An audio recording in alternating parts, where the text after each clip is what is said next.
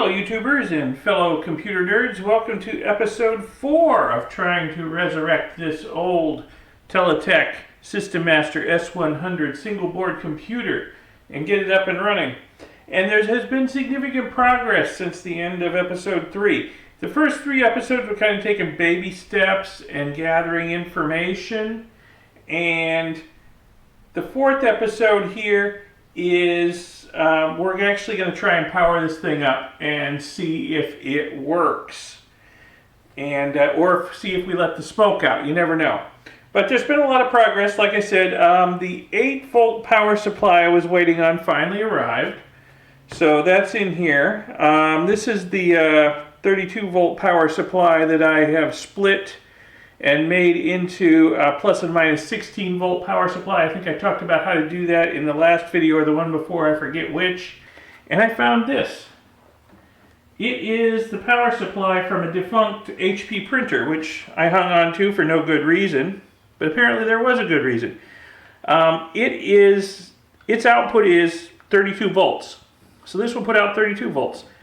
Now, I need plus and minus 16. 32 is twice 16. So I got to thinking, I could build something like this, and I could get plus and minus 16 volts out of that 32 volt power supply.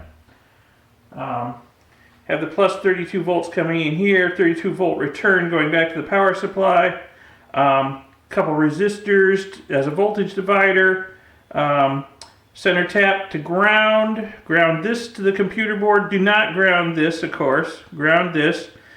A couple of electrolytic capacitors, and voila, I've got plus 16 volts and minus 16 volts with respect to ground. And I know this kind of looks all makeshift and bodged together, and hey, I'm not going to deny it. It is kind of thrown together quick. I just want to make sure that this thing works before I get elaborate with an enclosure and decent power supplies and neatening everything up and stuff. So I don't even know if this thing works yet. So, got to find that out. So I got the 2 power supplies. They're just mounted on this piece of wood with some Velcro. I did this just to kind of keep everything organized, so it can't move around. And the board itself is held on with some little clips I 3D printed. And I will give you a look at that design.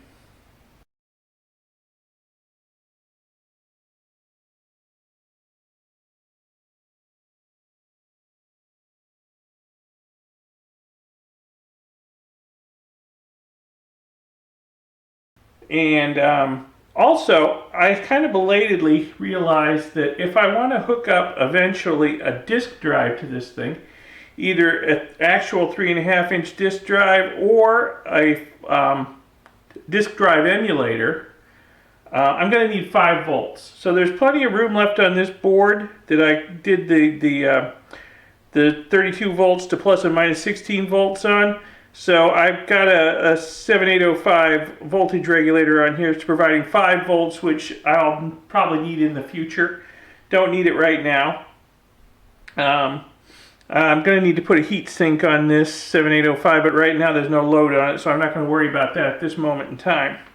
And I'm stealing power from the 8-volt power supply since it can do 3 amps, and the board only needs 2. So I'm stealing an amp from the 8-volt power supply. And let's see, I put some fuses in line with the 2 power supplies just because I have read bad things about trying to resurrect old computer equipment, things about capacitors that have gone bad and shorted across the power rails and things. Just in case, I'd rather blow a fuse than blow up the board. So I got a 3 amp fuse on the 8-volt power supply and a 3/4 amp fuse on the 32 volt power supply. And the only reason I'm using a 3/4 amp is because that's the smallest one I had in my collection. Really, 100 milliamps, 150 milliamps should be adequate. So, but we'll go with 3/4 of an amp. Let's see what else. There's plenty of room left on this board, like I said. What I will probably do in the future, I may add some LEDs on here just to for each of the different voltages. You know, one for plus 30, one for plus 16, one for minus 16, one for plus 8, and one for plus 5. Just so I can see it at a glance that I've got all 4 voltages are up on the board, and I'll know that the system is getting all of the voltages it needs. And you know, that's just for troubleshooting purposes, because when I start hooking stuff up to this, I know it's not going to go easy, and I don't want to have to wonder whether the voltage is there or not for something. So I will probably add some LEDs to that in the future.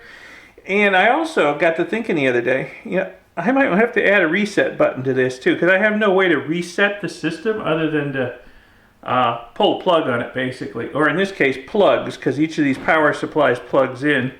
What I'll be doing is I'll be plugging them into an outlet strip and just turning the outlet strip on and off to turn power on and off to this thing.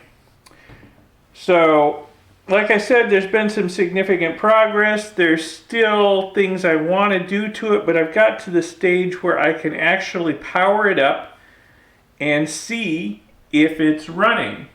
What I'll do is I'll power it up and I will probe around with my multimeter over here and make sure that we've got the voltages that we need where they need them. And then I will probe around with my oscilloscope and make sure that the CPU, let's see, that's the CPU right there, is getting a clock signal, number one, and number two, that there's some action on the address and data lines, because it should be going through some kind of loop waiting for input from one of the 2 serial ports.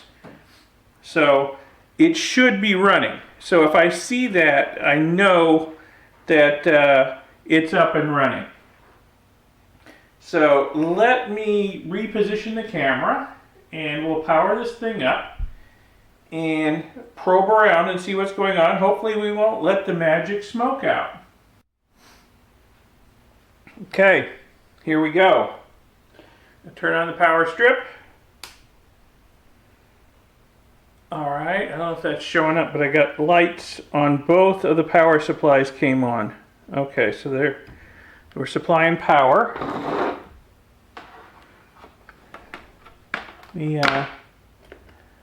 Let's see, yeah, we're on the correct scale. Let's see, where are the power lines on the Z80?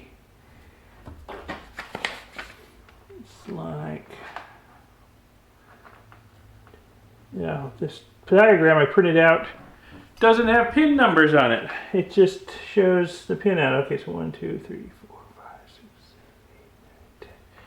Looks like 10 up from the bottom.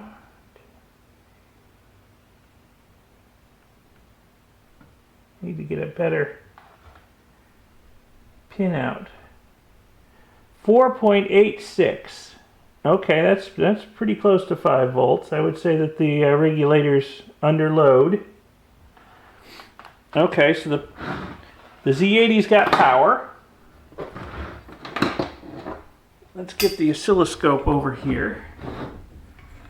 And let's see if there's any kind of activity going on with it.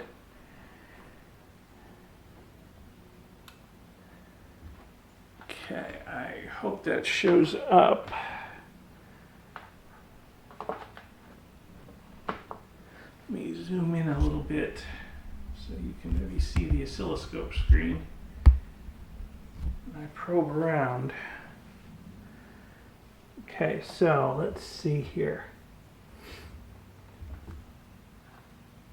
Clock line, 1, 2, 3, 4, 5, 6. Oops.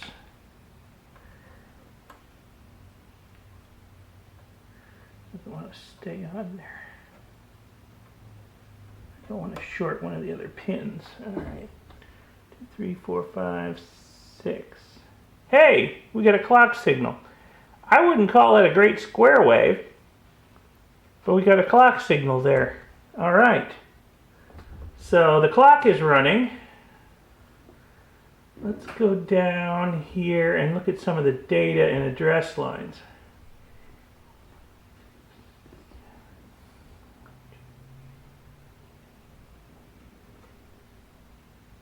Oh, okay. So we got lots of activity on the data lines. Great. So the processor seems to be running. Let me go over here and look at the address lines.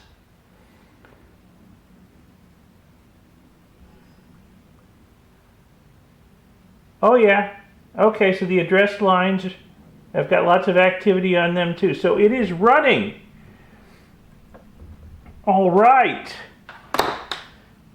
So she's up and running. I mean, it's not doing anything. It's just going through its whatever wait routine it's going through, polling the serial line, I'm sure. But that's really good news. Okay, so it's up and running. So the voltage seems a little low, but let me try something else. Let me.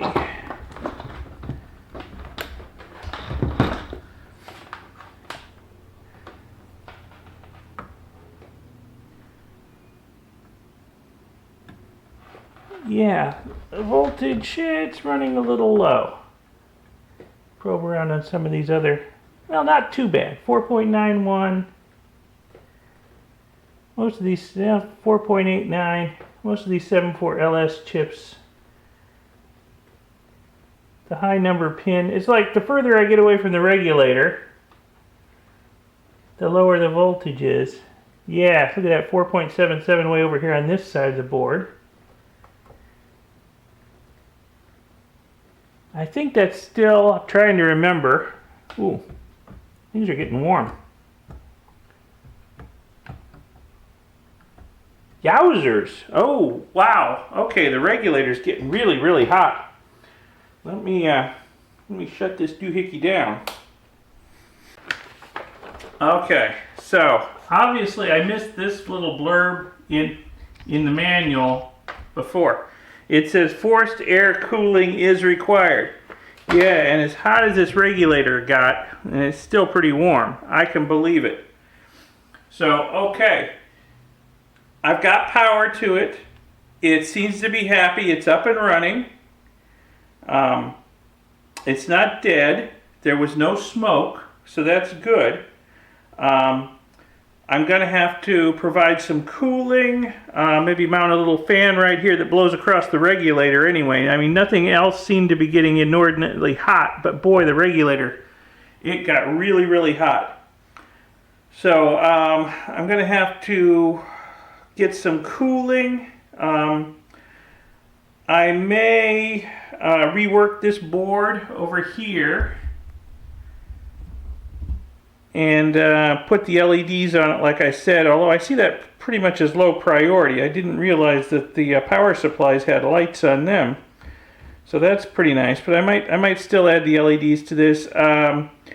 At some point I should probably put a reset button on it like I said, so I may work on that and wire it into the edge connector.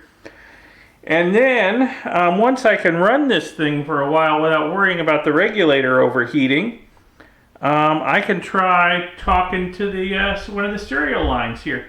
And there seems to be, at least in my mind, mass confusion about which of these two serial ports I need to hook the terminal up to. Because I read different blog posts and I get different things, and it's clear as mud in the manual. So I suppose I'll just have to pick one, try it. If I can't get it to work, go to the other one and try it. And I'll probably have to switch around some control lines a little bit because, again, in the forums I've read, this thing can be persnickety about control lines. And yeah, and RS-232, data terminal equipment. Who remembers that stuff after all these years? You know, I'm just going to have to dredge that up out of the deep, dark depths of my memory and with the help of Mr. Google and see if we can get this thing up and running and talking. But at least it is running. So that's great news. It is running. It's not dead. I was worried that I had spent $100 on wall art, basically. That was all it was going to be good for. But no, it actually works. So, okay, so I've got my work cut out for me, as per usual, before the next episode of this. I gotta get the fan, maybe the LEDs, maybe the reset button, and get set up to try to hook up to the serial ports. Alright, it's been a good day. We'll be back next time, hopefully with more progress to show you. And thanks for watching. Subscribe to see future episodes. Press the little bell icon to be notified when they come out. Also, check out some of the other videos on my channel. I do a lot of other stuff like recovery of precious metals from electronic waste, which, you know, if this thing was dead, I probably would have done that to it, just got all the precious metals out of it. But it's not e-waste, it works. Give the video a thumbs up. Thanks for watching. See you next time. Bye.